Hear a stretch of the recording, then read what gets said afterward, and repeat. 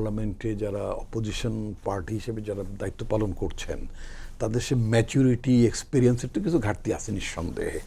এবং এটা হয়তো আই থিঙ্ক আমি ওনার মতো আমি আশাবাদ ব্যক্ত করতে যে একটা পর্যায়ে হয়তো মানে এটা ওভারকাম করে ফেলবেন তারা। কিন্তু যে ইস্যুটা নিয়ে তারা একটা একটা অভিযোগ আনলেন শুধু, এবং অভিযোগটা ছোটোখাটো অভিযোগ না, একটা নির্বাচিত সরকার একটা গণতান্ত্রিক সরকার আমলে গুম হতে পারে, কথাটা খেয়াল, সাংঘাতিক ধরনের একটা মানে মানে অভিযোগ অভিযোগ সাংঘাতিক ধরনের একটা অভিযোগ।